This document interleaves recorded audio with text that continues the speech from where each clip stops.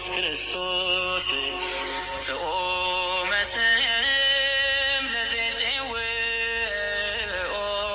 ኢየሱስ ክርስቶስ ህብስተ ሕይወት ለዘይበልዖ ኢየሱስ ክርስቶስ ጽዋ መድኃኒት ለዘይሰትዮ ከመ ይባርኩነ ይፈኑ አራው ለጸባኢነ ይጽምዑ ወልተሁ ነሲኦ አብ ወወልድ ወመንፈስ ቅዱስ አሐዱ አምላክ አሜን። የቅዱሳን አምላክ የአባቶቻችን ፈጣሪ በአባትነቱ በቸርነቱ በረድኤቱና በበረከቱ ሁላችንንም ጠብቆ ለዚች ቀን ያደረሰን የአባቶቻችን አምላክ ስሙ ይክበር ይመስገን። በደመ ክርስቶስ የተቀደሳችሁ ከአብራከ መንፈስ ቅዱስ ከማኅፀነ ዮርዳኖስ በጥምቀት ልጅነትን ያገኛችሁ በሩቅም በቅርብም በውጭም አገር በውስጥም ያላችሁ ይህ ድምፅ ይህ ቃል የሚሰማችሁ የእግዚአብሔር ልጆች ምእመናንና ምእመናት ሰላም እግዚአብሔር ከእናንተ ጋር ይሁን። በያላችሁበት ከክፉ ነገር አምላካችን ይጠብቃችሁ። ዛሬ የምንማረው እንደ እግዚአብሔር ፈቃድ እንግዲህ የጾሙን መጨረሻ እየደረስን ስለሆነ በጾሞች መጨረሻ ላይ ብዙ ጊዜ ተደጋጋሚ የሚጠየቁ በየዓመቱ የገናና የጥምቀት በዓላት ሲደርሱ በምእመናን ዘንድ ዘወትር የሚጠየቁ ጥያቄዎች አሉ። በስልክም በአካልም በሩቅም ያላችሁ በቅርብም ያላችሁ እንዲሁም ስንወጣና ስንገባ እያገኛችሁን ጥያቄዎችን የምትጠይቁ ለአንዴና ለመጨረሻ የሚሆን እግዚአብሔር አምላክ መልሱን ያስተምረናል። እነዚህ ጥያቄዎች የማያሻማ በግልጽ አበው አባቶቻችን ቀድመው ሥርዓት የሰሩባቸውና ማብራሪያ የተሰጡባቸው ናቸውና ሁላችንም በጽሞና ሆነን እንድናደምጠው በእግዚአብሔር ፍቅር ጠይቃችኋለሁ። የመጀመሪያው ጥያቄ የብዙዎች ጥያቄ ጋድ ማለት ምን ማለት ነው? ሁለተኛው አንዳንድ ጊዜ ገሃድ ይባላል። ገሃድ ማለትስ ምን ማለት ነው? ሶስተኛው ጥያቄ ገና፣ ጥምቀት፣ ረቡዕና ዓርብ ሲውል ይበላልን? የብዙ ጊዜ ጥያቄ፣ ሁልጊዜ በየዓመቱ አዲስ የሚሆንብን ጥያቄ ነው የእግዚአብሔር ልጆች ምእመናን። አራተኛው ጥያቄ የገናና የጥምቀት ቅዳሴው ስንት ሰዓት ነው የሚቀደሰው? አራተኛው ጥያቄ ልደት ጋድ የለውም ወይ? ጋድ የለውም የሚሉ ሰዎች አሉ እያሉ ብዙ ሰዎች ይጠይቁናል። በአምስተኛ ደረጃ ረቡዕና ዓርብ ለምን በሮብና በዓርብ ቀን ለምን ጾም ይበላል የሚሉ ጥያቄዎችም ይጠየቃሉ። በስድስተኛ ደረጃ ጾመ ጋድን ብቻ መጾም ይቻላልን? ሌላውን ጾም ከኋላ ያለውን ሳይጾም የከረመ ሰው በልደትና በጥምቀት ዋዜማ ያለውን ጾም ብቻ መጾም ይችላልን? የሚሉ ጥያቄዎች በተደጋጋሚ በምእመናን ዘንድ ጥያቄዎች፣ እነዚህ ጥያቄዎች በልደት ጾም መጨረሻው አካባቢ ሲደርስ ብዙ ምእመናን የሚጠይቁት ጥያቄ ነው። እንደ እግዚአብሔር ፈቃድ ሁሉንም ለማብራራት እንሞክራለን። ጋድ የሚለው ጋድ ማለት ለውጥ ማለት ነው። የገናና የጥምቀት ዋዜማ ተጾሞ እንዲውል አባቶቻችን በፍትሐ ነገሥት ሥርዓት ሰርተውልናል።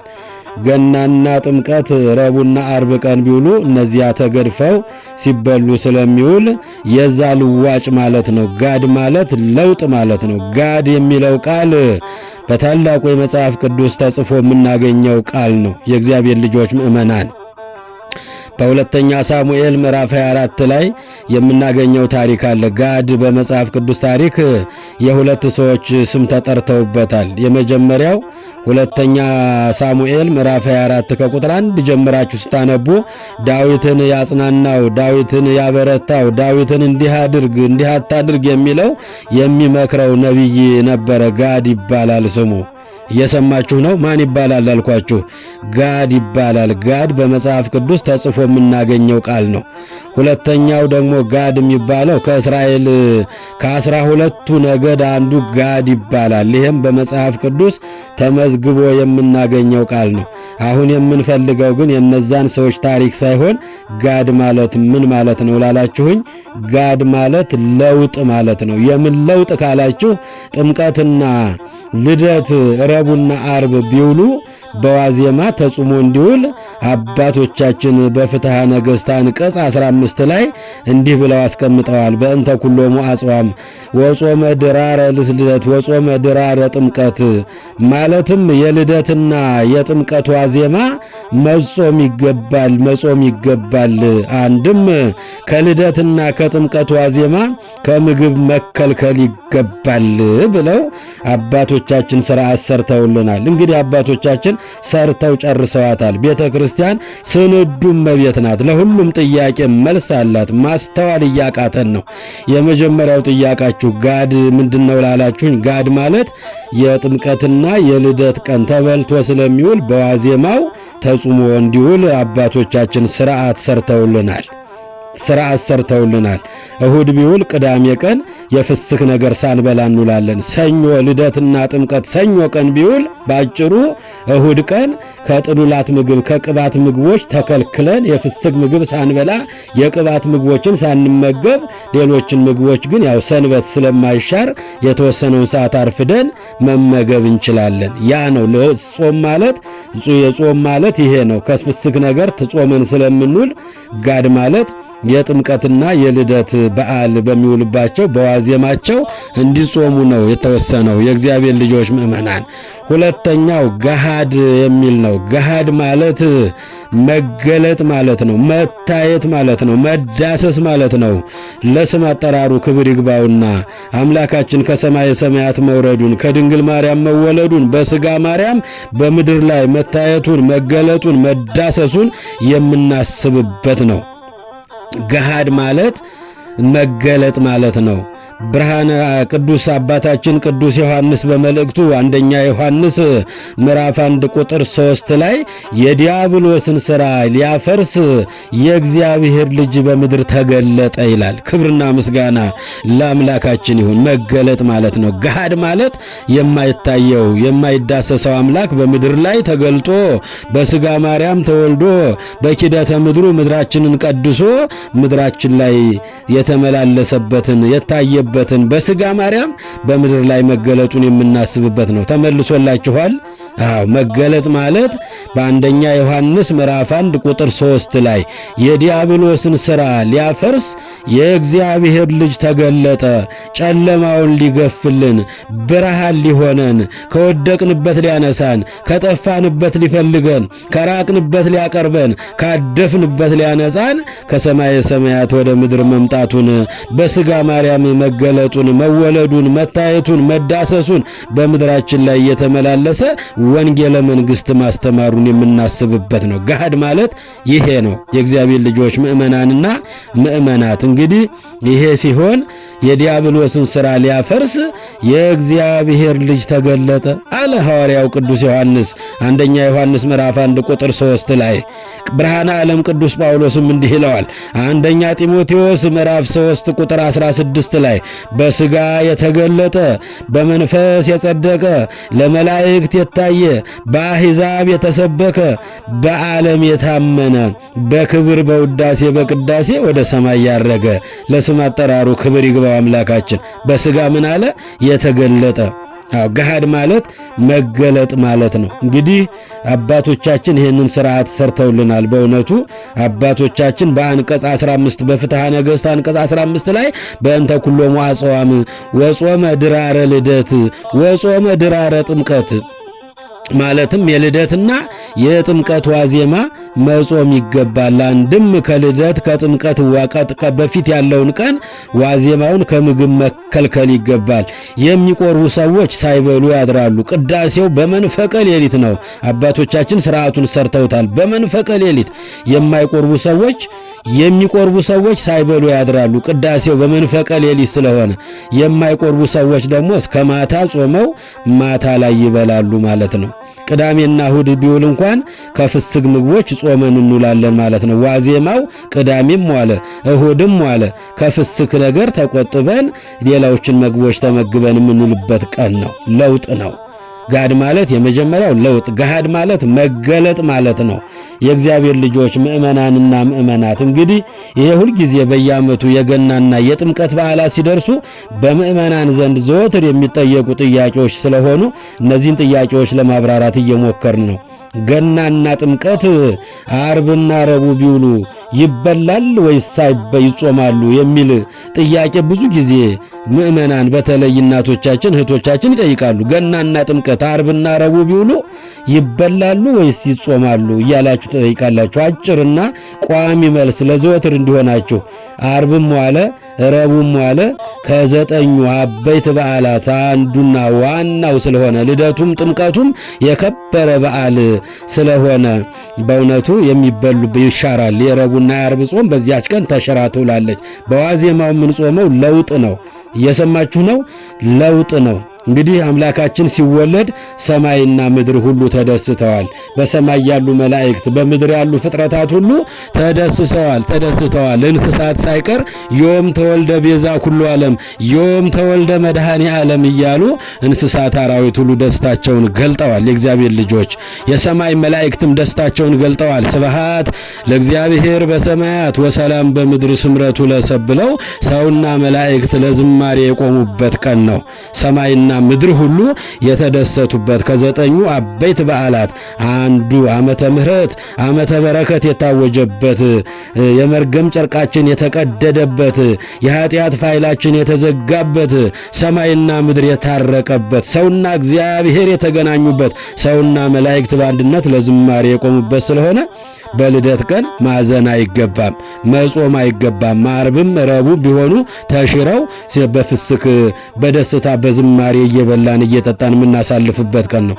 ያው ገናም ጥምቀቱም እንደዚሁ ነው። ጥምቀቱም በእውነቱ ትልቁ በዓላችን ነው። ወሰጠጠ መጽሐፈ ዳነ የኃጢአታችን በደላችን የተደመሰሰበት የዕዳ ፋይላችን የተፋቀበት ቀን ነው። በቅዱስ ማቴዎስ ወንጌል ምዕራፍ 3 ቁጥር 17 ላይ ለስም አጠራሩ ክብር ይግባውና ከገሊላ ተነስቶ ወደ ዮርዳኖስ በመጣ ጊዜ በእደ ዮሐንስ በማየ ዮርዳኖስ በተጠመቀ ጊዜ አንድነት ሶስትነት ስለተገለጠ ገሃድ ማለት መገለጥ ማለት ነው። እየሰማችሁ ነው? ሚስጥረ ሥላሴ የተገለጠበት ቀን ነው።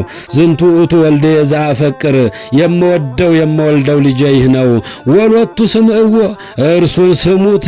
አዎ በእርሱ ህልው ሆኜ የምመለክበት የምመሰገንበት ልጄ እርሱ ነውና እሱን ስሙት ብሎ እግዚአብሔር አብ በደመና ሆኖ ድምፁን ያሰማበት እግዚአብሔር መንፈስ ቅዱስ ደግሞ በርግብ አምሳል ወርዶ በራሱ ላይ ያረፈበት ምስጢረ ሥላሴ የተገለጠበት ይስየለሱ በአካላት ወይ ተዋሃዱ በመለኮት አንድ ሲሆኑ ሶስት ሲሆን አንድ የሆነው የሥላሴ ምስጢር የተገለጠው በማየ ዮርዳኖስ በእደ ዮሐንስ አምላካችን በውሃው ላይ በቆመ ጊዜ ነው። ይሄ ነው መገለጥ ነው። ገሃድ ብለን የምንጾመው አምላካችን የማይታየው የማይዳሰሰው አምላክ የታየበት የተዳሰሰበት የተገለጠበት ጊዜ ነው። ስለዚህ ዓርብና ረቡዕ እንኳ ቢውሉ እነዚህ ቀኖች በፍስክ በደስታ በተድላ በዝማሬ እንድናመሰግንበት አምላካችንን በደስታ እንድናሳልፍበት አባቶቻችን በቀኖና ስርዓት ሰርተውልናል። ቅዳሴው እንኳን በመንፈቀ ሌሊት እንዲሆን ነው። ስለዚህ ዓርብና ረቡዕ ቢውሉ ይጾማል ወይስ ይበላል ብላችሁ ለጠየቃችሁን አጭሩ መልስ ይበላል ነው። ከሥርዓት መጽሐፋችን ፍትሐ ነገሥት እንዲህ ብሎ በግልጽ መልስ ስለሚሰጥበት ነው። ዳግመኛ በየሳምንቱ ዓርብና ረቡዕ መጾም ይገባል። ከዚያ በኋላ የዕለቱ ዕለት ብቻ ይበላና በሚቀጥለው ሳምንት ያለው ረቡዕም ሆነ ዓርብ ጾሙ ይቀጥላል ማለት ነው። ጾመ ድኅነት ተብሎ የሚጠራው የረቡዕና የዓርብ ጾም ይቀጥላል ማለት ነው። አዎ በየሳምንቱ በዓለ ሃምሳ የልደትና የጥምቀት በዓል የተባበሩባቸው ጊዜ ካልሆነ በቀር አንቀጽ 15 ቁጥር 566 ላይ ይሄንን ስትመለከቱ ማብራሪያውን ታገኙታላችሁ። የዓርብና የረቡዕ ጾም ግን ከልደትና ከጥምቀት ከበዓለ ሃምሳ በቀር ዘወትር ይጹሙ አንቀጽ 15 ቁጥር 603 ላይ በማለት በግልጽ አስቀምጠዋል አባቶቻችን። ጾመ ድኅነት የሚሻር አይደለም። የልደትና የጥምቀት ቀን ቢውልበት ግን በዋዜማው ለውጡን ስለምንጾም በዚያን ቀን በደስታ እናሳልፍበታለን ማለት ነው። እየሰማችሁ ነው? ከቃሉ ጋር ናችሁ? ሁለተኛው ሶስተኛው ጥያቄ አራተኛው ጥያቄ ነው። የገናና የጥምቀት ቅዳሴ ስንት ሰዓት ነው ብላችሁ ለጠየቃችሁን ፍትሐ ነገሥት ስለ ልደትና ጥምቀት ቅዳሴ በዚያው በኒቅያ የተሰበሰቡ ሊቃውንት ቅዳሴው በመንፈቀ ሌሊት ይሆን ዘንድ አዘውናል። አንቀጽ 15 ቁጥር 595 ላይ በግልጽ ተደንግጎ እናገኘዋለን። ስለዚህ ሁልጊዜም የልደትና የጥምቀት ቅዳሴ ዓርብም ዋለ ረቡዕም ዋለ ሰኞም ዋለ እሁድም ዋለ በመንፈቀ ሌሊት ነው። ሁልጊዜ ቅዳሴያቸው በሌሊት ነው። አሁን የዘንድሮ ለምሳሌ ማክሰኞ ሌሊት ይቀደሳል። ሁላችንም በመቅደሱ መገኘት አለብን። ሌሊት ነው ቅዳሴው። ማክሰኞ ሌሊት ከሌሊቱ 6 ሰዓት ቅዳሴ ይገባል። እየሰማችሁ ነው? ይሄ ነው የእግዚአብሔር ልጆች ምእመናን። በአምስተኛ ደረጃ የገናና የጥምቀት ቅዳሴ ስንት ሰዓት ነው ብላችሁ ለጠየቃችሁት ያው በመንፈቀ ሌሊት እንደሚቀደስ ማብራሪያውን ነግሬያችኋለሁ። በአምስተኛ ደረጃ ልደት ጋድ አለው ወይስ የለውም ብላችሁ ለምትጠይቁ ምእመናን በሩቅም በቅርብም በውጭም ሀገር በውስጥም ያላችሁ በስልክም በአካልም ለምትጠይቁን ሁላችሁም የልደት ጋድ አለውን ወይስ የለውም ለምትሉ ጋድ አለው። መልሱ አጭር ነው፣ አለው ነው።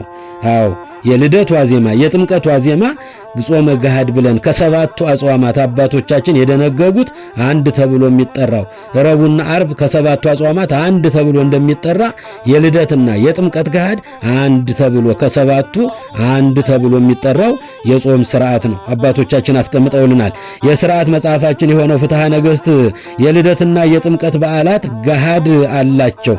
አንቀጽ 15 ቁጥር 566 ላይ መጽሐፍ ያንን ፍትሐ ነገሥቱን አገላብጣችሁ ስታገኙ አባቶች 318 ሊቃውንት ስርዓት አዘጋጅተውልናል። ቤተ ክርስቲያናችን ስንዱም በቤት ለሁሉ ጥያቄ መልስ አላት። ይህንን በደንብ መረዳት ይገባል የእግዚአብሔር ልጆች ምእመናን። ስለዚህ የገና ጾም 44 ቀን የሚይዘው አንዷ ቀን የገሃድ ጾመ ገሃድ ስለምትሆን ነው። ምክንያቱም ጾመ ነቢያት 40 ቀን ነው የሚጾመው። የሰማችሁ ስንት ቀን አልኳችሁ? ጾመ ገሃድ 40 ቀን ነው የሚጾመው። አባቶቻችን የጾሙት 40 ቀን ነው። እነ ሊቀ ነቢያት ሙሴ 40 ቀን 40 ሌሊት ጾሞ ጸልዮ ታቦተ ሕጉን ጽላተ ኪዳኑን የተቀበለው ሙሴ 40 ቀን 40 ሌሊት ጾሞ ነው። አባታችን ነቢየ እግዚአብሔር ኤልያስም በብርሃን ሰረገላ ያረገው 40 ቀን ጾሞ ጸልዮ ነው። በአንደኛ ነገሥት ምዕራፍ 19 ላይ በጾም ወበጸሎት ኤልያስ አርገ ውስተ ሰማያት ኤልያስ 40 ቀን 40 ሌሊት ጾሞ ጸልዮ በብርሃን ሰረገላ ወደ ሰማይ እንዳረገ መጻሕፍት ይናገራሉ። አባታችን ዕዝራ ሱቱኤልም በመጽሐፈ ዕዝራ ሱቱኤል 13ኛው ምዕራፍ ላይ ስታነቡ 40 ቀን 40 ሌሊት ጾሞ ጸልዮ የጠፉትን የብሉይ ኪዳን መጻሕፍት መልሰው ተገልጸውለት እንዲጻፉ ወደኛ እንዲተላለፉ ያደረገልን 40 ቀን 40 ሌሊት ዕዝራ ሱቱኤል ጾመ። ነቢየ እግዚአብሔር ኤልያስ ጾመ። አባታችን ሊቀ ነቢያት ባህር የከፈለው ደመና የጋረደው ውሃ ያወረደው ታቦተ ሕጉን ከእግዚአብሔር እጅ የተቀበለው 40 ቀን 40 ሌሊት ጾሞ ነው። ስለዚህም ነው ጾመ ነቢያት ብለን። ሌሎቹም ብዙዎች ነቢያት ጾመዋል። ይወርዳል፣ ይወለዳል፣ ዓለምን ያድናል እያሉ በተለያየ ጊዜ ሱባኤ እየገቡ ግብር እየገቡ አባቶቻችን ጾመውታል። ስለዚህ ምን ይባላል? ጾመ ነቢያት ይባላል ለ40 ቀን። 3ቱ ቀን ደግሞ ጾመ አብርሃም ሶርያዊ ይባላል። ተራራ ያፈለሰው በሃይማኖት ምክንያት የመጣበትን ፈተና ሁሉ በጾምና በጸሎት ድል ያደረገው አባታችን አብርሃም ሶርያዊ የጾማት ጾም 3 ቀን ናት። 40 ሲደመር 3 ይሆናል 43። አሁን እኛ የጾምነው 44 ቀን ነው። አንዷ ቀን ጾመ ገሃድ ተብላ ትጠራለች። ከህዳር 15 እስከ ታኅሳስ 28 ቀን ስንቆጥረው 44 ቀን ይመጣል። አንዷ ጾመ ገሃድ ናት። ስለዚህ የልደት ዋዜማ የገሃድ ጾም ተብሎ የሚጠራ ነው። 44 ድምር የሚመጣልን በዚህ መጠን ነው። በዚህ መሰረት የገሃድ ከጾሙ ተያይዞ የተቀመጠ እንጂ ለብቻው የተቀመጠ ጾም አይደለም። ለምሳሌ ሰሙነ ሕማማት ለብቻው የሚቆጠር ጾም ነው በፍትሐ ነገሥት አንቀጽ 15 ቁጥር 565 ላይ እንደተገለጸው። ነገር ግን አንድ ሰው አብይ ጾምን ሳይጾም ከርሞ ሕማማትን ለብቻው መጾም እንደማይችል ሁሉ አሁንም ጾመ ነቢያትን ሲበላ የከረመ ሰው ጾመ ገሃድን ልጹም ቢል ጾሙ ሙሉ አይደለም ማለት ነው። አብሮ ከአብይ ጾም ጋራ ጾሙ ሰሙነ ሕማማት ተቆጥሮ እንደሚጾም የገና ገሃድም ከነቢያት ጾም ጋር አብሮ ተቆጥሮ ግን በታሳቢነት እናስበዋለን። አባቶቻችን የሰሩት ሥርዓት ስለሆነ አባቶቻችን ያቆዩልን ሥርዓት ስለሆነ በፍትሐ ነገሥት አንቀጽ 15 በእንተ ኩሎሙ አጽዋም ብለው ወጾመ ድራረ ልደት ወጾመ ድራረ ጥምቀት ማለትም የልደትና የጥምቀት ዋዜማ መጾም ይገባል። አንድም ከልደትና ከጥምቀት ዋዜማ በዋዜማው ከምግብ መከልከል ይገባል ብለው አባቶቻችን ሥርዓት ሰርተውልናል። አሁንም በደንብ እንድትረዱ ደግማችሁ እንዳትጠይቁ ላስረዳችሁ። ለምሳሌ ረቡዕና ዓርብ ምን ጾም ይባላሉ ካላችሁ ጾሙ አጭር መልስ ጾመ ድህነት ነው የሚባሉ። በዚህ ምሳሌ መሰረት ታኅሳስ 28ና ጥር 10 ሁሌም ጾም ነው፣ በዋዜማው ማለት ነው። ለ11 ዋዜማ በ10 ጥር 10 ለ29 ዋዜማ በ28 ጾም ይሆናል። ይህም ጾመ ጋር ተብሎ ይጠራል። የእግዚአብሔር ልጆች ምእመናንና ምእመናት ይሄንን ማወቅ ይገባል። አባቶቻችን ያቆዩት ሥርዓት ስለሆነ ጾሙን ከሰባቱ አንዱ ስለሆነ እኛ ልናሻሽለው ልንሸፋፍነው አይገባም። ጾመ ልደት፣ ገና፣ ጾመ ገሃድ አለው። ይሄንን ማወቅ ያስፈልገናል። ሁሉንም ለማብራራት ሞክረናል። እንግዲህ የሚቆርቡ ሰዎች ሳይበሉ ያድራሉ። የማይቆርቡ ሰዎች እስከ ማታ ሲጾሙ ውለው ማታ ራት ይበላሉ። እንግዲህ አባቶቻችን አሁን ለምሳሌ ረቡዕና ዓርብ በአብይ ጾምም በነቢያት ጾምም በጾመ ሐዋርያትም በጾመ ፍልሰታም አብረው ተደርበው ይጾማሉ። አንዳንድ ጊዜ እንደዚህ ያደርጋሉ አባቶቻችን። በዚህ መጠን ለብቻው ሳይሆን የተሰራው የገና ልደት የልደት ገሃድ አብሮ ከነቢያት ጾም ጋር አብረን እንድንጾመው አባቶቻችን ሥርዓት ሰርተውልናል። ይሄን ማወቅ ያስፈልጋል። ይህም ጋድ የልዩነት ጾም የማይጾሙ ሰዎች እንዲጾሙት የተሰራ ሥርዓት የለም። ለብቻው ሳይሆን ከነቢያት ጾም ጋር አብሮ የተቆጠረ ሆኖ ይጾማል። 44ኛዋ ቀን ጾመ ገሃድ መሆኗን አትርሱ። ረቡዕና ዓርብም ቢውል መበላቱን አትርሱ። ቅዳሴው በመንፈቀ ሌሊት ነው። ጌታ በተወለደበት ቀን ሐዘን የለም፣ ደስታ ነው። ሰማይና ምድር ሁሉ የተደሰተበት ቀን ነው። ወኩሉ ፍጥረት ተፈስሐ በምጽአትከ ከሰማይ ሰማያት በመውረድህ ከድንግል ማርያም በመወለድህ ፍጥረት ሁሉ ደስ ይለዋል አለ አባታችን አባ ኤፍሬም ሶርያዊ በውዳሴ ማርያም ላይ ወኩሉ ፍጥረት ተፈስሐ በምጽአትከ ከሰማይ ሰማያት በመውረድህ ከድንግል ማርያም በመወለድህ ሰውን ወደህ በሥጋ ማርያም በመገለጥህ ፍጥረቱ ሁሉ ደስ ይለዋል። ገሃድ ማለት መገለጥ ማለት ነው። የደስታ ቀናችን ነው። የዛን ቀን ተደስተን የምንውለው በጾም በጸሎት አምላክ ለኛ ሲል መውረዱን መወለዱን እንደ አባቶቻችን ነቢያት እየጾምነ ስንሰነብት ነው። ያለዛ ሳይጾሙ ፋሲካ ሳያዝኑ ደስታ የለም። ደስታውን ለማጣጣም በሐዘን በጾም በጸሎት በምጽዋት በማስቀደስ መሰንበት መቻል አለብን። የእግዚአብሔር ልጆች እንግዲህ እንደ እግዚአብሔር ፈቃድ ገና፣ ጥምቀት፣ ዓርብና ሮብ ይበላል ብያቸዋለሁ። የገና የጥምቀት ቅዳሴው ሌሊት በመንፈቀ ሌሊት ነው ብያቸዋለሁ። ልደት ጋድ የለውም ብላችሁ ለምትጠይቁ ጋድ አለው ብዬ መልሼላችኋለሁ። ዓርብና ሮብ ምን ጾም ይባላል ካላችሁ ጾመ ድህነት ይባላል። ጾመ ጋድን ብቻ መጾም ይቻላልን ላላችሁኝ ብቻውን መጾም አይቻልም። ከነቢያት ጾም ጋር አብረው አባቶቻችን ሰርተውልናል። 40 ቀን የነቢያት፣ 3ቱ ቀን የአብርሃም ሶርያዊ፣ አንዲቱ ቀን ጾመ ጋድ ተብላ ትጠራለች። ስለዚህ ጋድ ማለት ለውጥ ማለት ነው። ጋድ ማለት በሥጋ ማርያም መገለጡን ነው። የዲያብሎስን ሥራ ሊያፈርስ የእግዚአብሔር ልጅ ክርስቶስ ተገለጠ። አንደኛ ዮሐንስ ምዕራፍ 1 ቁጥር 3 ላይ ብርሃነ ዓለም ቅዱስ ጳውሎስም በአንደኛ ጢሞቴዎስ ምዕራፍ 3 ቁጥር 16 ላይ በሥጋ የተገለጠ በመላእክት በመንፈስ የጸደቀ ለመላእክት የታየ በአሕዛብ የተሰበከ በዓለም የታመነ በክብር በውዳሴ በቅዳሴ ያረገው አምላካችን በሥጋ በምድር ላይ መገለጡን የምናስታውስበት ዕለት ነው። አንደኛ ዮሐንስ ምዕራፍ 1 ቁጥር 2 ላይም እንዲህ ይላል፣ ከአብ ዘንድ የነበረውን ለእኛም የተገለጠውን የዘላለም ሕይወት የሆነውን እንነግራችኋለን። አያችሁ የእግዚአብሔር ልጆች፣ ከዋለበት እየዋለ ካደረበት እያደረ የእጆቹን ታምራት የቃሉን ትምህርት ሲሰማ ይኖረ ከ12ቱ ሐዋርያት አንዱ የሆነው ወልደ ነጎድጓድ ዮሐንስ እንዲህ አለን፣ ከአብ ዘንድ የነበረውን በእኛም ዘንድ የተገለጠውን የዘላለም ሕይወት የሆነውን የሆነውን ክርስቶስን እንነግራችኋለን። አዎ ገሃድ ማለት መገለጥ ማለት ነው። ስለዚህ አባቶቻችን ባስቀመጡልን ስርዓት መኖር ነው ያለብን። ልናሻሽለው ልንሸፋፍነው አይገባም። አዎ አንቀጽ 15ን ስታነቡ ስለ ሰባቱ አጽዋማት በሰፊው በዝርዝር አባቶቻችን አስቀምጠውልናል። አዎ በእንተ ኩሎሙ አጽዋም ብለው ወጾመ ድኅረ ልደት ወጾመ ድኅረ ጥምቀት፣ የልደት ዋዜማ የጥምቀት ዋዜማ ሁሉም ሰው ይጹም ከልደትና ከጥምቀት ዋዜማ ከምግብ ተከልክለው ይዋሉ ብለው ከሰባቱ አጽዋማት አንዱ ቅዱስ የሆነው አባቶቻችን ያስቀመጡልን ገሃድ የሚባለው ጾም ነው። ተግባብተናል። እንደ እግዚአብሔር ፈቃድ የተመለሰላችሁ ይመስለኛል። አምላክ በቸርነቱ በምሕረቱ ጠብቆ ሱባኤያችን ጾማችንን በሰላም አስፈጽሞ ተወለደ ተጠመቀ ብለን ልደትና ጥምቀቱን ለማክበር ያብቃን። ያስተማረን የመከረን የገሰጸን የአባቶቻችን አምላክ ስሙ ይክበር ይመስገን። ይቆየን። ኢየሱስ ክርስቶስ ጽኦመ ስም ለዘይጼውኦ